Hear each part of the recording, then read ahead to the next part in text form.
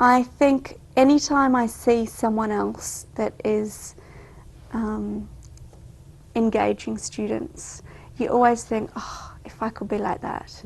But you're not another person, so it's finding what your personality is and seeing the different tools and methods and reinterpreting that your own natural way. But you do have to look out and get other ideas from somewhere. I suppose my teaching philosophy is to be taught like I wanted to be taught at uni, and the lecturers or the teachers who engaged me were the ones who felt like they wanted to be there and were talking to me, not just like they were isolated creatures at the front of the room. And so one of the things I like doing is moving away from the front of the room, especially in large lecture theatres, where you can actually walk around a bit and make the point of moving around the room. And the students, I think, it breaks down the gap between you and the students. Hi everyone! Hi James. Hi everyone! Hi James. Okay, so my name is James Vanatakis. I'm a lecturer here at the University of New South Wales, and I'm terribly nervous because Paul Brown used to be my PhD supervisor. So it's all about impressing Paul Brown today, okay? I actually get really nervous when I lecture. I actually get to the point where I almost feel like I'm going to be sick. I was going to ask you if it came naturally to you to be in this environment. And so what happens is by working around, I can actually work off that nervous energy, and it also means that students aren't just staring like at me like I'm some sort of object. When I first started teaching, I think I didn't have a lot of experience, so I went for the traditional delivery of just standing in front of a class and imparting as much information as I can, and getting them to go home and actually follow up on that information. I found that it wasn't quite working. They weren't absorbing that information. They were just sitting there as a big group, and it did get a little bit tiring, not just for them but for me as well. And so I had to change my strategy. All right. So the most important thing behind that is keep in mind that it's not a design solution, it's a design possibility. One of the things I've tried to do, which I actually learnt from my full course, is to just present the core information. So often we try and present all this peripheral information that students don't understand the key concepts very well. So it's focusing on those key concepts, and then in tutorials and revision exercises you can get them to think a bit more broadly. The way that we learn to lecture is to stand at the front and give a very one-way direction of information, and by actually walking around and using the stories and asking direct questions, and staring them in the eyes and walking up to them in the different sort of areas, what it actually does, it kind of gives you a sort of a feeling about how they're feeling about the lecture. So you can sort of tell by the body language if they're enjoying it or if they're not enjoying it, and it encourages them to engage more with me directly one-on-one. And for me it also feels then I feel less that I'm lecturing to 100 or 200 students and more like I'm talking to a handful of people who I'm standing close to. It doesn't come naturally. It does take a little bit of thinking, but what helps is if you put yourself in their shoes and think, okay, how am I going to understand this from their perspective?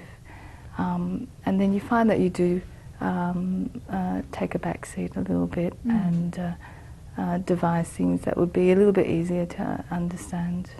I couldn't keep quiet for an hour in lectures, so I don't expect students to. So the purpose of the large group tutorials are revision. With that in mind, you all need to stand up.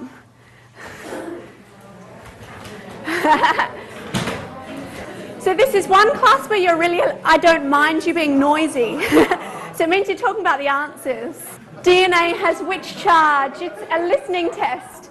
Left hand if it's positive, right hand if it's negative. I think this is an easy one.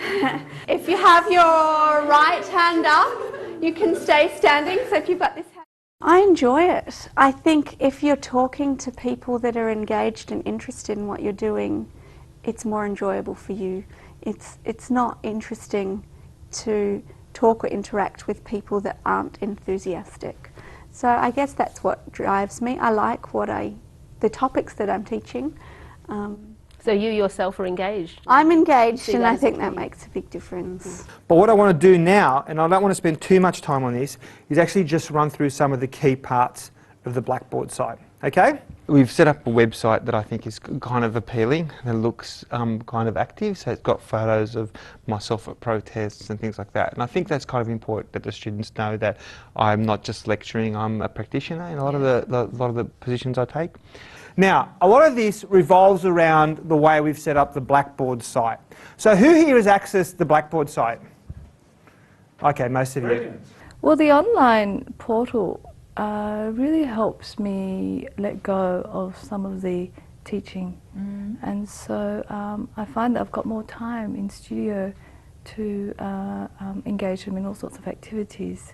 I don't have to spend that time giving them information or getting them to present things, because that can be done online. Well, that's the interesting thing about, I think, the course in general, is that using computers is just a tool, and it's just one of the ways that you get to your final result. I use blogs quite extensively, so they can present their process work week after week after week. We're not spending precious time in studio presenting their work. We discuss their work, but we're not using the time to present it. They do that online. I also have some ways to really ask them to participate. So they have some quizzes on there. They can look at movies that were used in lectures, so they can revisit the material, also ask questions, answer each other's questions. It's like having a community for the students, because it's a large course that makes it more centralised. I found that the very first blog that they posted up, they started commenting on each other's posting. So that's motivating. If you're getting feedback from your peers on your work, that's motivating in itself. Yeah, and they seem to be encouraging each other as well. You know, it's just short comments like "great work." You know. I kind of try to mould the online environment with the sort of the face-to-face environment, and encourage students to sort of have like a process whereby they take the knowledge that we've created out to the outside world and then bring the stuff they're learning from the outside world into the classroom. Now, all the assignment information is here, and there are 3 assignments, okay?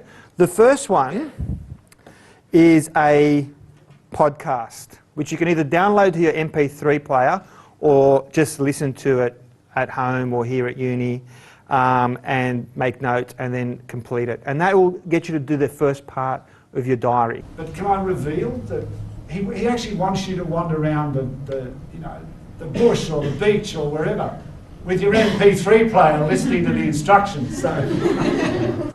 Hi, I'm James Van. I know, it's me again.